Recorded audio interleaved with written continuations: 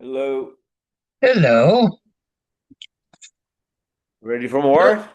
do you have a picture of the Queen in your house? Yeah, yeah, I have two. Yes. Why do you have a picture of the Queen? I like the Queen. What? Well, first of all, I collect art, and Okay. I got them at very one's an Andy Warhol, and the other's by this artist Chris Levine. So it was a good price, and it's gonna be worth something. So I was worried that maybe you're a Canadian or something. no, no, no, no, no. I used to go to London very often on business, and I was Uh-huh. always like, God, there's a queen here. There's actually a queen. Wow. Okay. You don't have the king. I do not have the king. No, I wish I had the princess. Yeah. Don't we all? Yeah.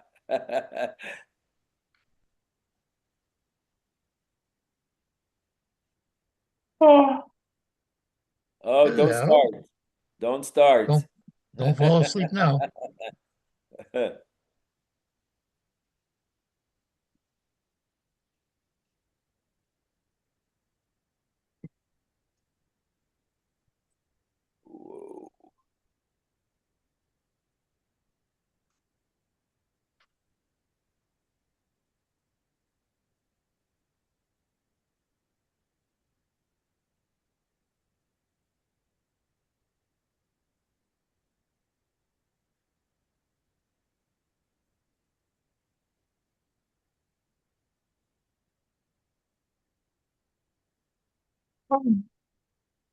Hi, everybody.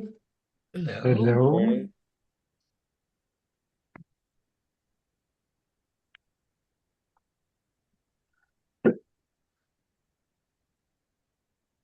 I think we're on 312, Yes.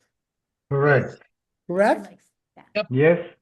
Use being mishtamish with eitzim, using trees on Shabbos. 312. Oh, and volume 20s are coming. I was told it was going to be here today, but it didn't come today. Hmm?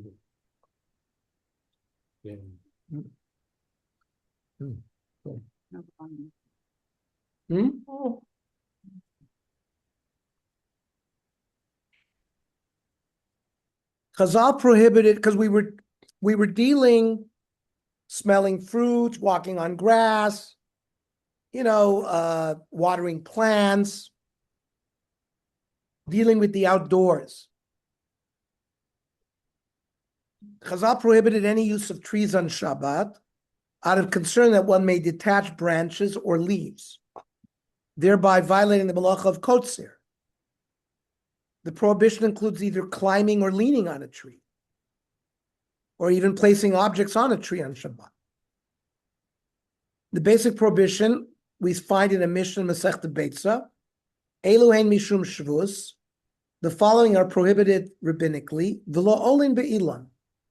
You can't climb a tree. Masechta Beitza Lamed Vav Lo olin be'ilan gzera shemayitla. Why can't you climb a tree? We're concerned that as you climb, you're going to pull a branch off, and you detach the branch.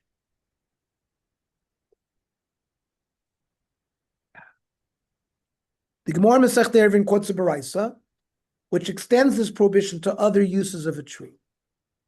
You have roots of a tree that break the ground and are 3 tfachim high.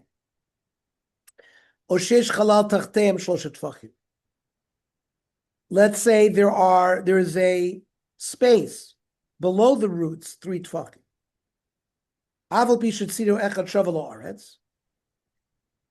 On one side of the roots, it's sort of level with the ground. You cannot sit on those roots. It's considered that you climbed the tree. You can't hang from a tree, like with your hands. Grab onto a branch and hang. Can't do that. Ein nishanin be'ilan. You can't lean on a tree. V'lo yala be'ilan mibad yom, v'yeshu sham kol hayom kulam. You can't climb the tree on Friday and be sitting there as Shabbos starts The Gemara discusses further whether one who climbed a tree may descend on Shabbat. Possible distinctions are suggested between one who climbed the tree before Shabbat but remained there on Shabbat, and one who climbed on Shabbat itself, and between one who knowingly transgressed the prohibition and one who did so unwittingly. So the Gemara goes through all these permutations. Tani Chada, Im Allah, that one brisa says that if you climbed, mutter leiri, you have a permission to go down. Tani Chada Arsuler, the other brisa says no. If you climbed, you're stuck. You got to stay there. Loi kasha, kami bod yom. The Gemara reconciles the two brisas by saying the first case where it says that you're allowed to come down would be the case where you climbed the tree Friday afternoon and you were sitting there, then you realize it's a Shabbos, you can climb down. Kan mishachashecha. The brisa that prohibits you from climbing down is if you climbed up on Shabbos. You climbed up on Shabbos, it's in a sense, we give you a fine and we prevent you from climbing down in order to remind yourself not to do it in the first place. The Gemara's other approach is both cases are talking about you did it on Shabbos. It has to do with what your intent was. If you did not know that it was prohibited to climb the tree on Shabbat, then you'd be allowed to come down. If you knew that there was a prohibition and you did it b'mezid anyways, then we fine you and we prevent you from coming down. The Gemara goes even further. Both cases are talking about it happened on Shabbos, and both cases are talking about what you did it unwittingly. The machlokes is, do we find the person who did it b'shogeg so that he will stay away from doing it b'mezid? Mar Savar Kansinan. One brisa's opinion was that yes, we give him the fine of not being able to come down on Shabbos because we want you to stay away from doing it. Mar Savar Lo Kansinan. The other opinion holds that there is no such fine. So the Rishonim rule that descending is permitted unless one knowingly transgressed and climbed the tree on Shabbat itself. Although according to the Tur, the same applies if one climbed the tree before Shabbat with intention to transgress by staying there on Shabbat. The Shulchan Aruch summarizes the halacha and quotes this dispute. Ein olin be'ilat. You may not climb a tree. Bein lach, bein yavich, whether it's wet or dry. Ve'ein nitlin, but you can't hang from it. Ve'ein mishtamshin b'mechuger lekarka klal.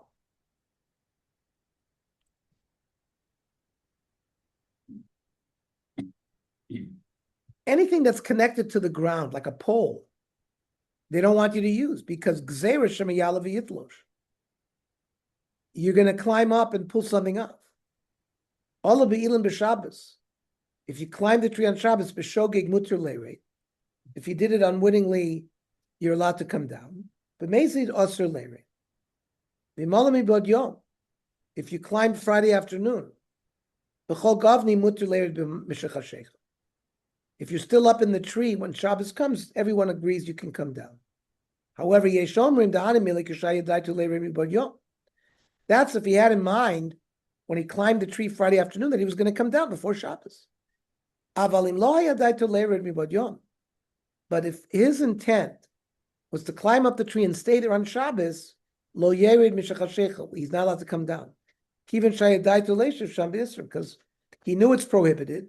And he intended to stay there, even though it was prohibited.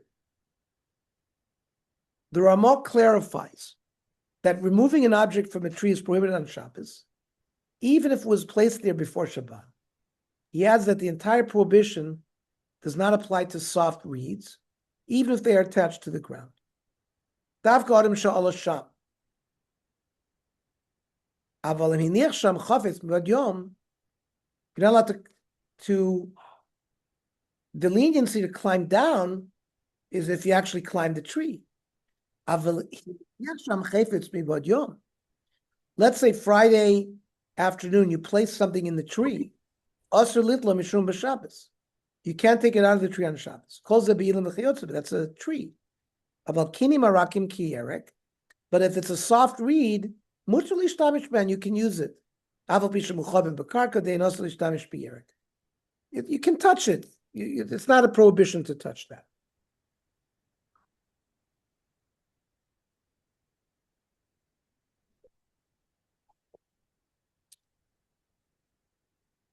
The Mishnah Berurah adds some explanation of details of these halachos, including that the prohibition applies also to trees that have dried up.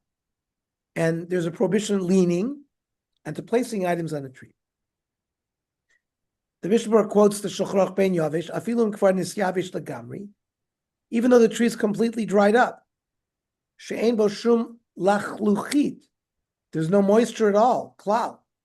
V'gam nashro lav anafav u'peirosav, all of its leaves and fruits have fallen off. The lo shaykh ba bo achar kach shum chashash tlisha. You would think there's nothing to be concerned that you're going to pull something off. Once they prohibited, they didn't make any kind of permission.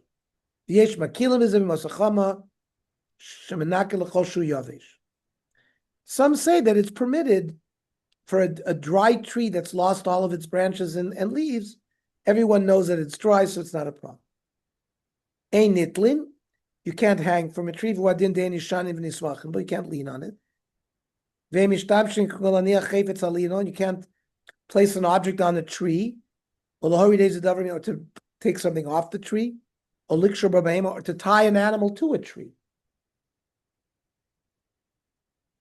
Has to be attached to the ground. Has to be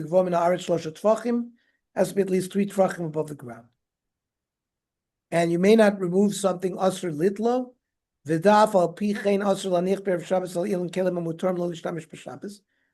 may not place on a tree on Friday afternoon items that you're allowed to use on Shabbos. But the problem is you're putting it in the tree. You're going to come and take them down on Shabbos, and you're going to violate the prohibition. What is the halacha if an older child or adult intentionally climbs into a tree?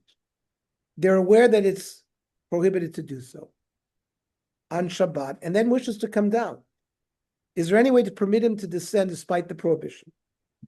Rav Ovadia Yosef and others, the Nishmas Shabbos, the Piskei Teshuvos, write that a child even close to bar mitzvah age may be instructed to descend from the tree, as Chazal did not enact such penalties against minors.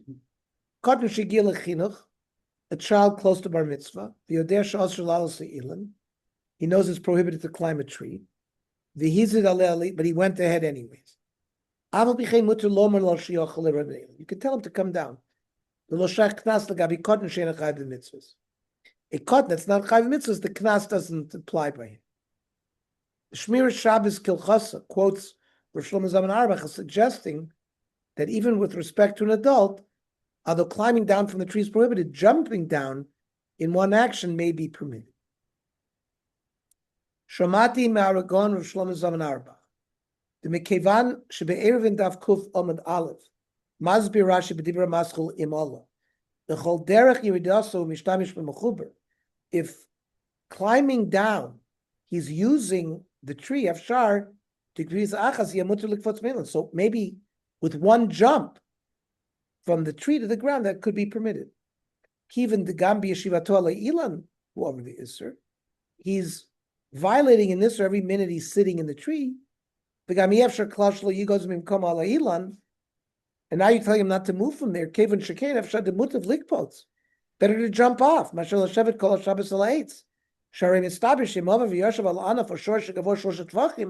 If he sat on a branch above 3 tvachim, you might think that you should be chayiv to get up. That's what Shlomo Zalman said. The Pnei Shabbos offers another leniency, that if the individual needs to relieve himself or is feeling unwell, he may descend from the tree on Shabbos. If there's a concern that he may fall asleep and fall and injure himself, So then we would permit him to come off the tree. What about using a tree indirectly? We've seen so far that it's prohibited to use a tree on Shabbos in a direct manner. Does this include using a tree indirectly? The Gemara Masechta Shabbos discusses whether one may use the sides of an animal or tree, such as a ladder that is supported by a tree, or the side of the sides, such as a ladder supported by stakes that are attached to a tree. The Gemara concludes that using the sides is prohibited, but the side of the side is permitted. For Hilchos studying the side asurin, tzideit studying mutar, the side of the side. Amravashi, hashta damrit studying asurin, high darga de madla. Now that you say the side is prohibited, that a ladder you shouldn't lean the ladder on a palm tree. Davalut studying, it's considered that you're using the side of the tree. There are some stakes that are not connected to the trunk of the palm tree, so you can put the ladder there. And v'chisalik, if he climbs the ladder, lo linich kare agvoy, you shouldn't climb up those stakes that are in the ground first. Ella litnich akinyan. You should only use the rungs of the ladder, because you shouldn't use the sides of the tree. You can see the picture on the bottom of 317. Well, we'll see that later. The Shulchan Aruch codifies these halachas. The Ramah adds that touching a tree is permitted. Asur lishtamish b'tzadei ilu. You can't use the sides of a tree. Aval b'tzidei tzadei mutar. Lefichach asur lismach hasulam l'tzadei ilan. You may not lean a ladder on the side of a tree. Because if you climb that ladder, you're going to be using the side of the tree. Look at the picture on the bottom of 317. Someone knocked a stake into the side of the tree, and the ladder is leaning against that stake. That you can put the ladder. The stake is the side. The sulam and the ladder is the tzidei tzad. If you put a stake there and you put a basket hanging from the stake, so the stake is you couldn't use directly, but the basket you'd be able to use. Says the Ramah, you're allowed to touch a tree, but don't move it. So the Hilchos Shabbos provides several practical applications of these halachas, such as removing a ball from a tree, leaning a ladder on a tree, hanging a hammock on a tree. In the latter two cases, one may lean or hang them on another item that is supported indirectly by the tree. You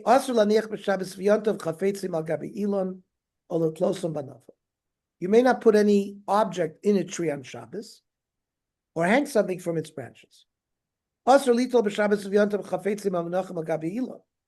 You may not remove from a tree objects that have been placed in the tree.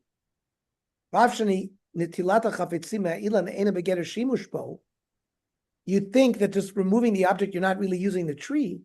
It's a gzeira. The Chachamim were worried that by removing an object, you might lean on it. The lava al isri shtabshus, you're going to come to use the tree. Min ha'amur, that from which has been said. Nilmad shim nafal beged or kadur b'Shabbos lagabe ilan. If a garment or ball fell on a tree, asur l'sirivim, you can't remove it. Beinim nishan begufo be'ilan, whether he leans his body on it when he's removing it, beit asar l'chafetz, uveinim einon nishan ke.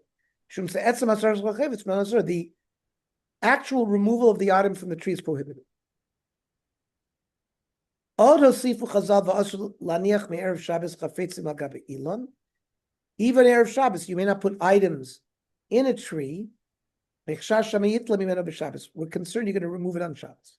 You'll be violating this prohibition. Magavat al gabi ilan. Don't hang a towel. Mechashash shema yitlena b'Shabbos. You might remove it. These are items that are permitted to use on Shabbos. You might take them. But something that's muktzah. You're not. Let's say it was put there erev Shabbos. That's okay because it's muktzah. You wouldn't come to take it. Here is the illustration on the bottom. If the item was on the tree from before Shabbos, the Shmir Shabbos, it's entirely muktzah on Shabbos. And even if one mistakenly removed from the tree on Shabbos, it's forbidden to use. It should be noted that Rav Vosner discussed the possibility that if an item fell or was blown onto the tree, there may be grounds to remove it in certain cases. Back to the Orchos Shabbos in his continuation. Regarding a dry tree, Ilan Yave Shein Bo Shum Lachluchis. You have a dry tree, no moisture. V'nashru alav anafav u'peirosav. All of its branches, leaves, and fruit have fallen off.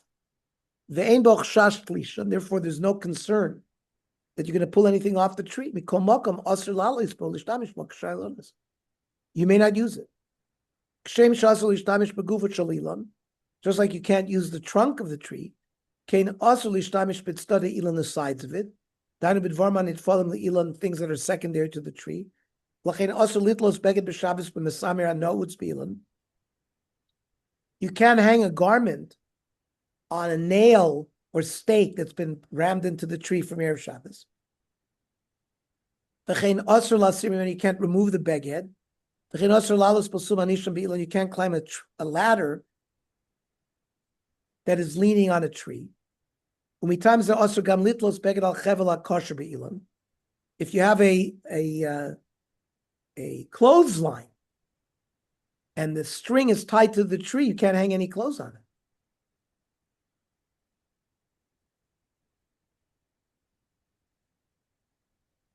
Or if you tied a hammock to a tree, you can't lie on the hammock.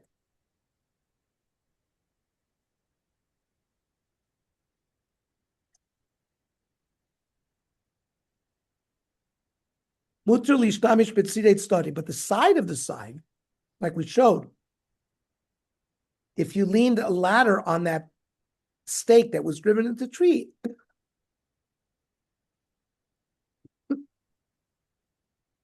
then you can climb the ladder. No.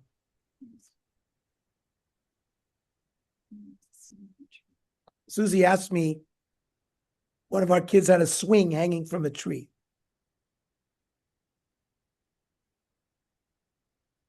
So based on this, if it's hanging directly from the tree, it would be a problem. Now, if you hammered a stake into the tree and the swing was hung from that stake, that would be tzidei study, and that would be okay. Just like we said, if you lean the ladder, so if the swing would have been hung from this stick, that's a way to make it permissible.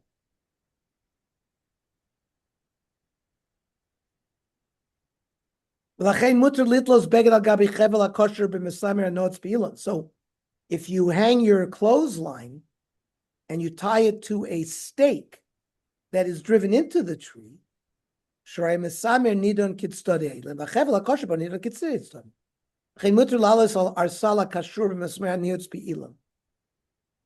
if the hammock is not tied directly to the tree, but to a stake in the tree, that would be permitted.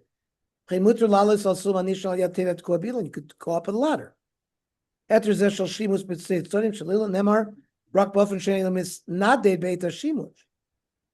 All of these permissions to use these things is if the tree doesn't move when you use it. If it causes movement of the tree, you wouldn't be able to use even the tzidei stud. Okay. What about potted plants?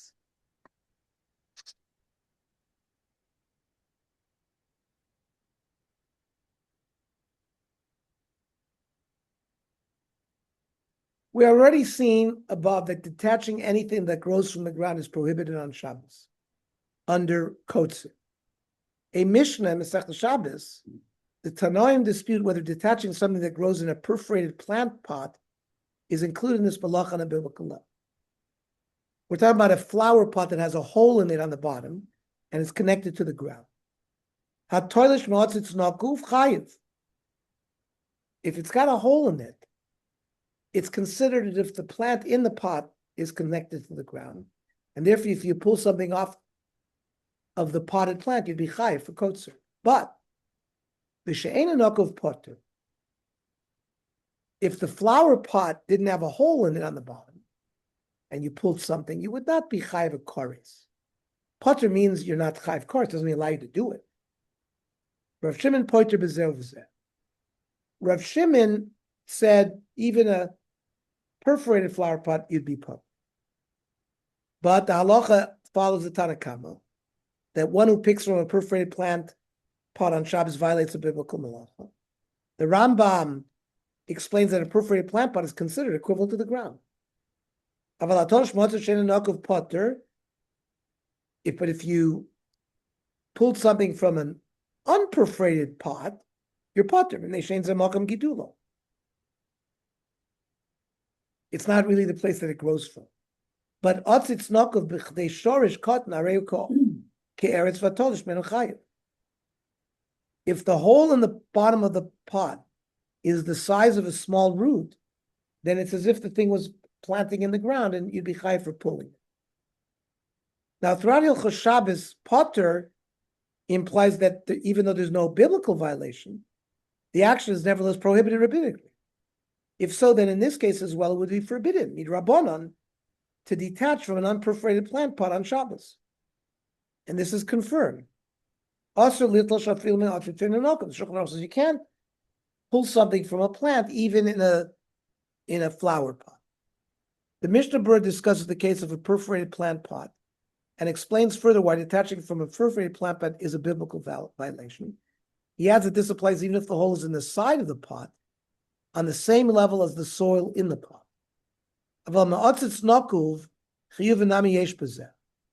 In a perforated plant, there's still a chiyuv.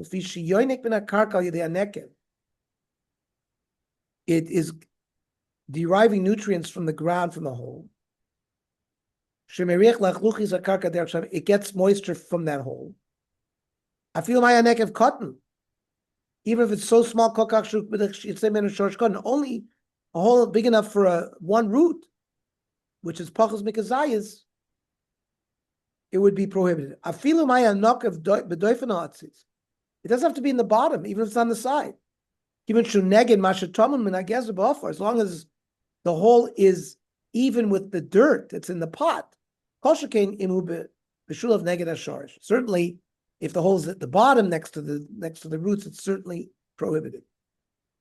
Some materials are inherently considered perforated due to their porousness, even if no artificial hole has been made in them.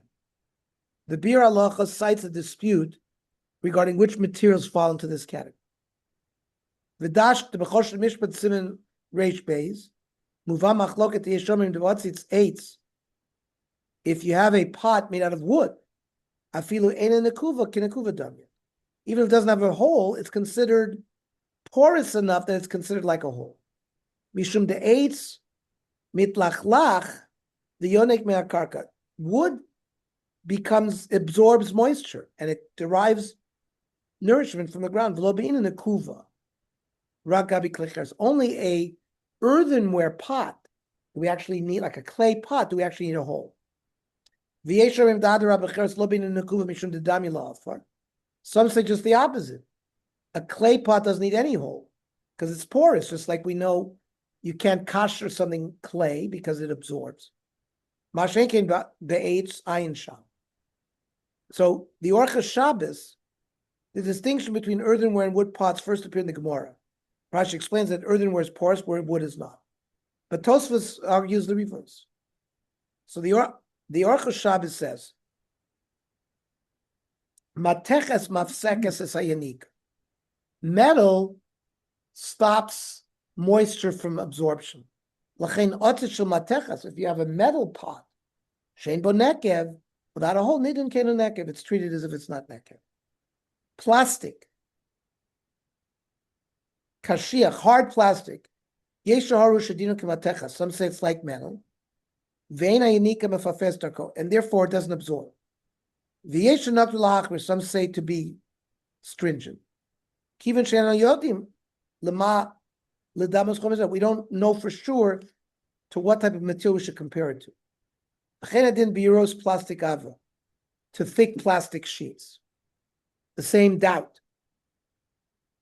Ritzpat shayish, marble floor. O even TV, the natural stone floor. Ritzpat avanim Yerushalmiyot, like Jerusalem stone.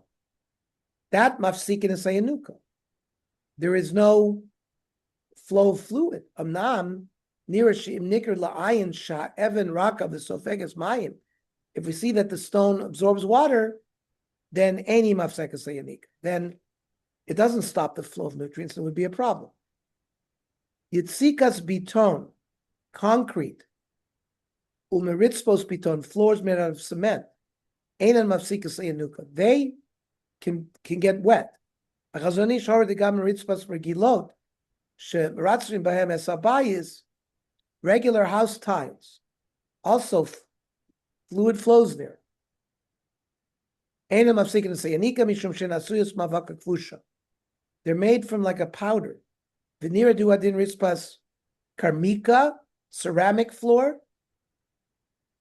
Has a very thin glass layer. It's mainly earthenware, so all of these are problematic. The Gemara Masechta Shabbos teaches that moving a perforated plant away from the ground violates the prohibition against detaching from the ground, whereas placing it on the ground violates the prohibition against planting. So a perforated plot that's on the ground, you can't touch on Shabbos. Picking it up is like you pulled something out, and putting it down is like you planted it.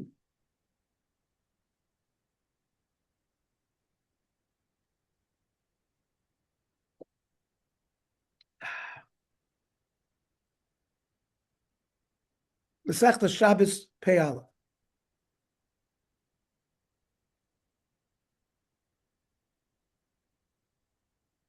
By the way, look at the footnote of 15. Many poskim disagree, maintain that all solid floors obstruct the flow of nutrients. Thus, a potted plant inside the house would never be considered attached to the ground.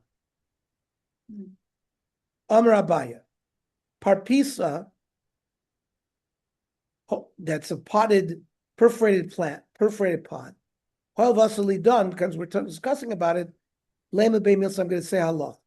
Hayamunach lagabi karka. If it was on the ground, vinich lagabi yasedos, and you lifted it up to put it on stakes, mechayv mishum tolish, you're chayv for pulling, like for pulling something out of a tree. And vice versa, hayamunach lagabi yatedos, if it was on stakes, vinich lagabi karka, chayv mishum notead. You can move that. That's on a table. And that's not perforated. Yes, of course you can move that. There also, if you pulled something out of it, you wouldn't be chayiv koretz. He said it's potter.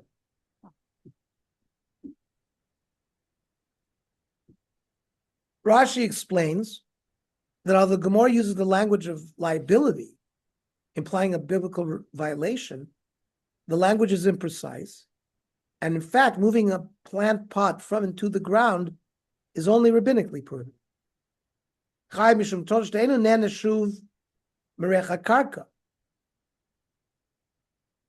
You detached it and it's not benefiting from the ground. It's not that you're chayv midaraisa, it's like a gzeira. But the Rambam disagrees. Writing explicitly, one who moves a plant pot from or to the ground is liable. Gav shushit shel afar, sha'alu bo asavim. You have a clod of earth and there's some grass there, and you lifted it, and you put it on stakes. Vice versa, if it was on stakes, we learned above that even plucking from an unperforated plant is prohibited on a rabbinic level. The Shulchan Aruch rules that even moving an unperforated plant from it to the ground is prohibited. Even if the pot is not perforated, you should be careful to pull it from the ground, put it on stakes or ibcha, whether it's wood or clay. The Hilchos Shabbos gives us a summary. You have a potted plant with a hole in it. You cannot put it on the ground. That meaning, if it's resting on the ground, you can't put it and suspend it in the air, or vice versa. You're reducing its nourishment.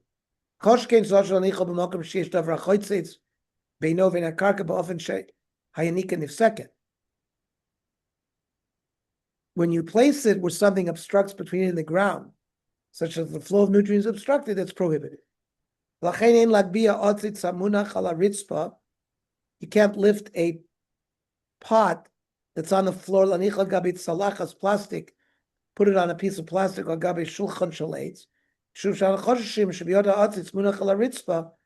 we would think that since it's on a floor, it's pulling in nutrients through the moisture of the floor. Now you put it on plastic, so don't move it. If it's the plant is on the ground, or hanging, also you can't remove it. Put it on the floor.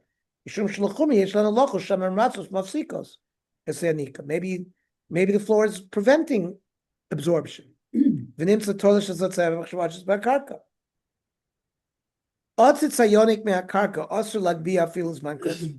You can't lift a pot even temporarily. To put it down. When you lift it, you're reducing its nourishment. If you lifted it, you can't put it back. You're improving its nourishment. You can't put it down on a place that's obstructing it. He says, if you picked it up, you got to stand it like a klutz for the rest of Shabbos. You can drag a pot. You're not lifting it. You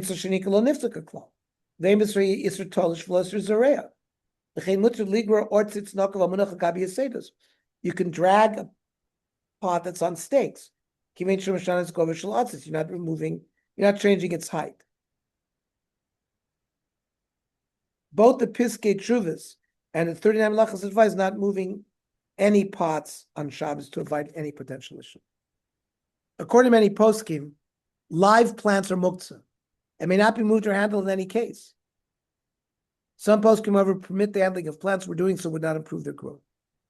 Because of this controversy and other halachic problems associated with moving plants, it's advisable not to move or handle any plants unless absolutely necessary.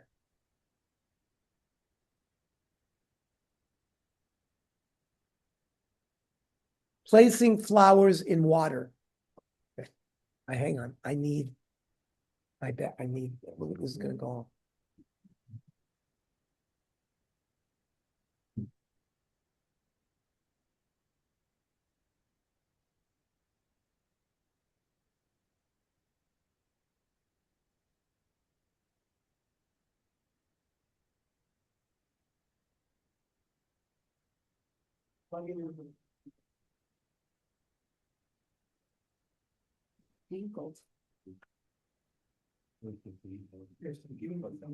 Right, you have to untwist it because it didn't work last.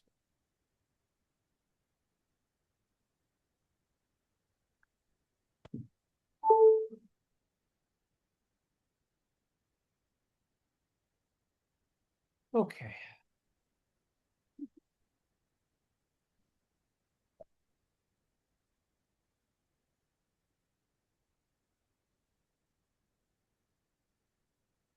Placing flowers in water. Another issue related to plants and vegetation sometimes arises on Shabbos pertains to placing flowers in water. To understand the background, let us look at the following Gemara Masechtas Vachim, which states that one who places flax seeds in water on Shabbos is liable to bring a chatas. The Gemara concludes that the malacha transgressed is lash, kneading, not zareya, as Zareya would apply to any grain, not just to flax seeds. The Omer of a Zark Pishtan Lamayim, you threw flax seeds into water, Chayiv. What about Zera Pishtan? What about the seeds? My time. Maybe because it's planting. What about wheat and barley? So Hanech Islu Riri. Throwing the flax itself into water is not prohibited of planting, but the flax seeds discharge when they're soaked. Yachish l'chaim nami.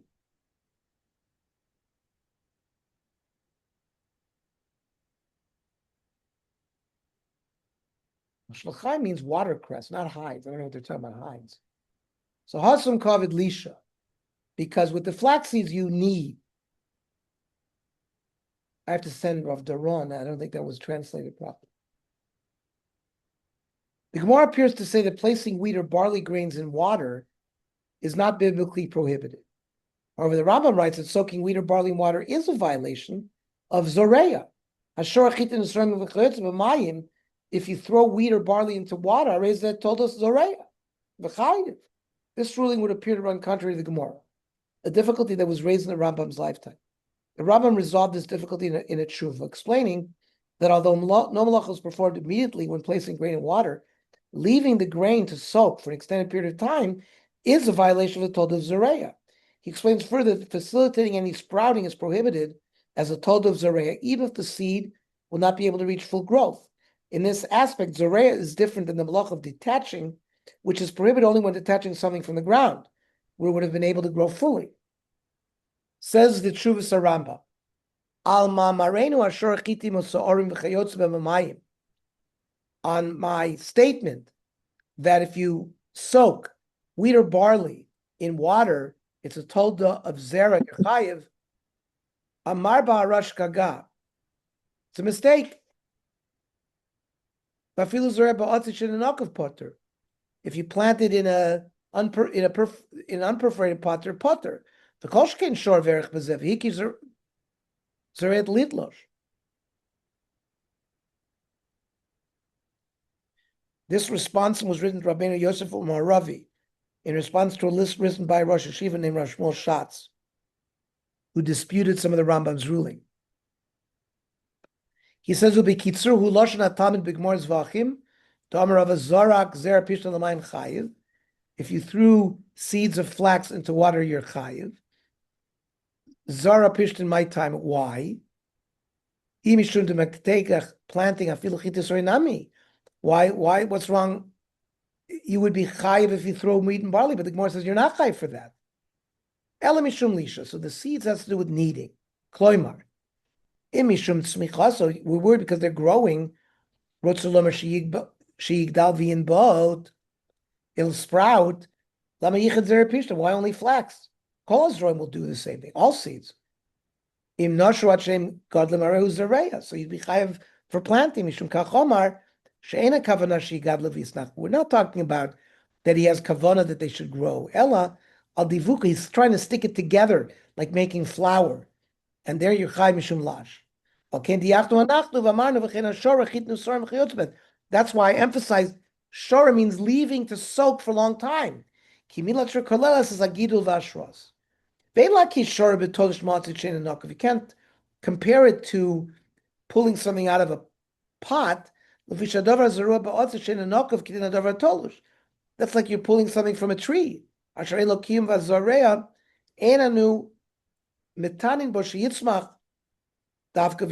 not waiting until it grows fully.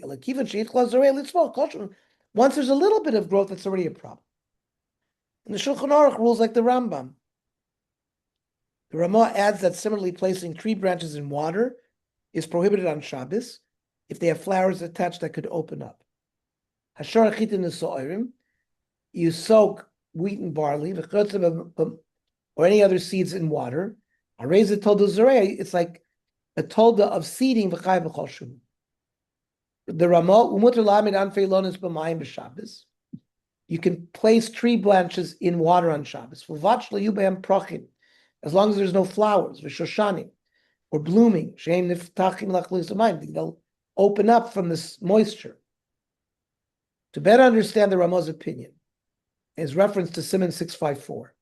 Let us offer some background. In addition to the issue of Zoreya, another potential issue with placing branches in water on Shabbos, even when no sprouting is caused, appears in Mishnah Masechta Sukkah. The Mishnah discusses returning a lulav to water and adding and replacing water on Shabbos, Yom Tov, and Cholet, and Cholamoid. The Kabelas Isha Miyad Benau Miyad Baina. A woman can take a lulav from her son or from her husband, and put it back in the water. On Shabbos, you can return it only. Beyond of Moisim, you could add water. If you want machlif, you could even change the water. The poskim all assume that the halacha follows Rabbi Yehuda, as he merely adds to the words of the Tanna Kamma, does not disagree. Thus, changing the water is prohibited on Shabbos and Yom Tov, and adding fresh water is permitted on Yom Tov, but prohibited on Shabbos. Rabbeinu Chananel explains that adding fresh water is prohibited on Shabbos because it resembles watering seeds. Amayan moisif in mayim b'Shabbos mishum denira keshemashkas roim b'Shabbos. Look like you're irrigating seeds. Rashi explains differently that adding water is prohibited because this involves effort for the purpose of preserving the lulav, which is like tikkun mana, repairing a utensil. B'Shabbos machzirin sharimikan natlu mayom. They removed the lulav that day, they're returning it that day. Avalo mosifin man, you don't add water. And kol sheken shemachlivim, you don't change the water. Lishpoch l'seiv l'ter achem tzonimani. The tarach l'tikunimane, it's too much tircha, too much trouble to correct the kli. These halachas are in Shulchan Aruch Siman 654, referenced by the Ramah. The Mishnah Berurah explains that the Ramah references these halachas because the Shulchan Aruch there only permits returning a lulav to water into which it has been placed previously, but one may not add water or change it. The Mishnah Berurah notes that since the Shulchan Aruch there only addresses returning a lulav to the water it was in previously, the permissibility of placing a branch in water prepared before Shabbos for the first time is unclear and is disputed by the Achron. Ritzono Loma, the Sham of Wardein Mutter b'Shabbos there by a lulav was only permitted kim lachzer b'mayim sha'am dubo. You can only return it to the water that was there before, Me'erev Shabbos. You can't add more cold water. You can't change the water. That which was written before, the mutter lamidon, that it was permitted to return it. Can't put it there in the first place, but you can return it. Some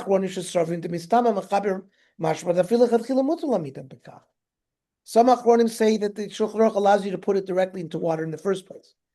As long as the water was prepared Erev Shabbos. You can't add water.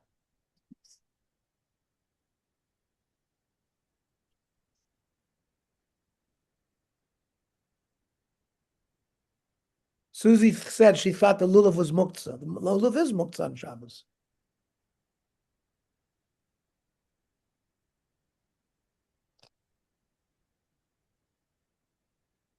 It says machziraso l'mayim b'Shabbos. If her husband gave her the lulav, she can put it in Shabbos on water. Let's see this footnote. The Gemara explains that it was necessary for the Mishnah to teach that a woman may move a lulav despite not being obligated in the mitzvah. Susie's right. The Mishnah speaks of the time when the lulav was taken on Shabbos. Today's lulav is muktzah on Shabbos, may not be moved by anyone. So this was the time when they were doing the lulav on Shabbos. It was only later on that they made exam. Nobody puts a lulav in water. Some people, to preserve it, put a lulav in water. I don't. No, it just the Hilchos Shabbos summarizes the practical halacha concerning placing flowers in water on Shabbos. Regarding the dispute quoted by the Mishnah Berurah, he rules leniently and permits placing branches or flowers in pre-prepared water for the first time on Shabbos, as long as the flowers don't open. If you're going to put either tree branches or flowers in water on Shabbos, יש להבחין בזה בין שני אופנים. אם יש בענפים אלו פרחים עתידים להתפתח מכוח המים. If you know that there are flower that's going to bloom and open by being exposed to water, אין ליטן במים בשבס. משום שיש בזה איסר זרע. There's like a prohibition of planting. ואפילו כבר היו ענפים האלו בתוך המים, מבעוד יום. Let's say these flowers were in there on Friday and they fell out. The nafal chutz usher, you cannot return them on Shabbos. Anafim shein behem prachim atidim lipatech. But if you have branches that there's no flowers that are going to open. Ein litin otam b'mayim b'Shabbos mishum iser tircha b'Shabbos. You can't do it because of tircha. V'im kvar hayu netunim b'toch mayim. But if they were there, v'nitlu mehem muter lalzir. If someone removed it, you could put it back. If these types of branches were brought from Friday, you forgot to put it in water before Shabbos. You can be lenient if there's already a kli with water in it, but if there was no kli, you can't put water in the kli, that's too much. Rav Ovadia Yosef argues that as long as no flowers will open, it's permitted to add and replace water on Shabbos. He cites the tshuva of the Rashba, who writes that the prohibition against adding water applies only to a lulav, which has no use on Shabbos other than for the mitzvah. He claims that those achronim who ruled stringently in this regard did not see the full tshuva of the Rambam, despite the Shulchan Aruch ruling in accordance with the Rashba that one may water a detached vegetable to prevent it from drying out. In Yechavedas, he says, Sheila, imuter latet b'Shabbos.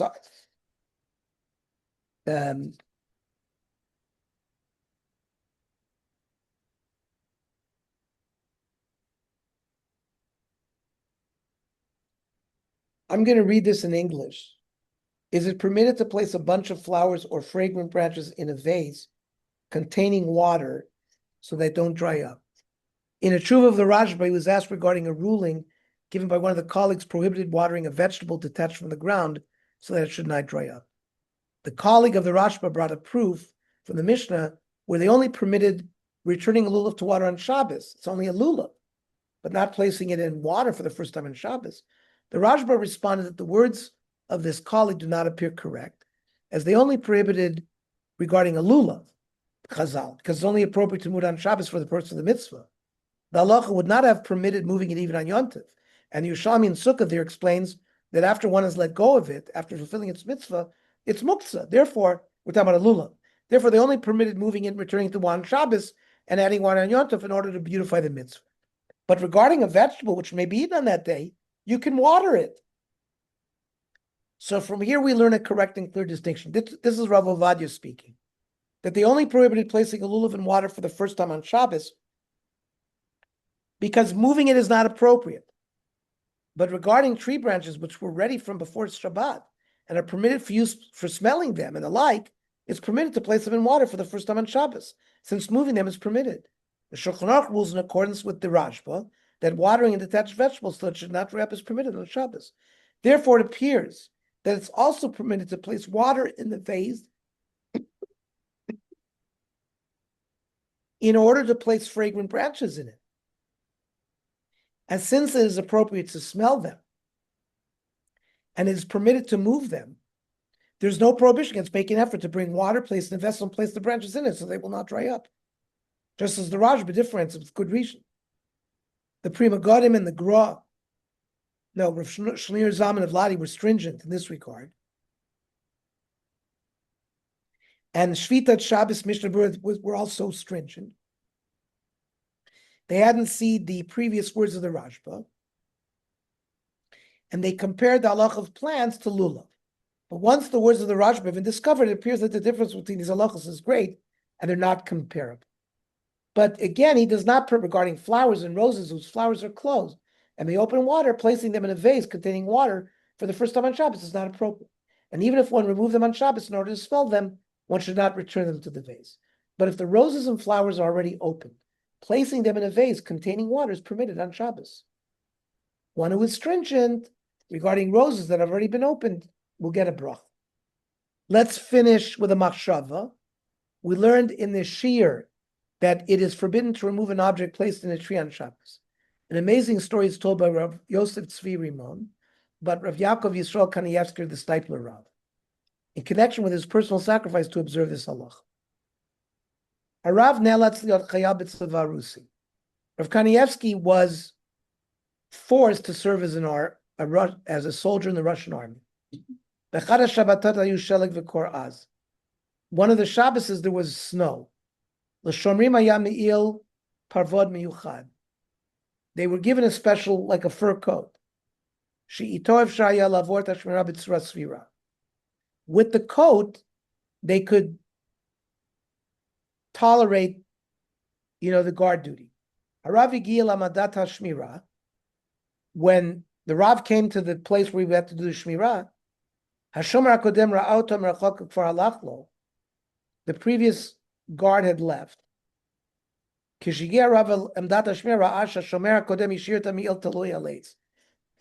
previous guard had hung this heavy coat on a tree. You're not allowed, we learned tonight, you can't remove it. He decided not to remove it. It became very cold. He thought in his mind, maybe it's a sakon in the fashos, I should take the coat. We already learned that removal of the coat is only a nisr rabbanu. Maybe we could be lenient. I'm going to wait another 5 minutes. That's not going to happen in 5 minutes. He wanted to take the coat.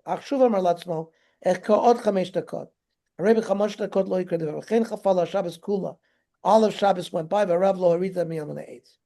Rav Rimon notes that certainly according to halacha, one may clearly violate rabbinic prohibition in a case such as this. But he concludes that this story illustrates Rav Kanievsky's Mesiras Nefesh for Shabbos and the extent that we must strive to observe every detail of the halachot of Shabbat. Yeah, Ernie, read the footnote. Read the footnote.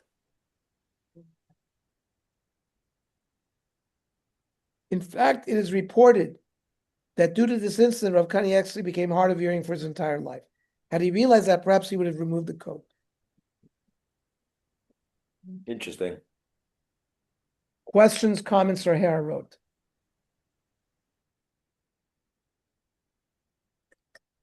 Okay, next week, volume 20. I should have them. So either everyone can come or we'll try to distribute them once I get them. Okay? Okay, go ahead. Have a good Shabbos, everybody. Thank you.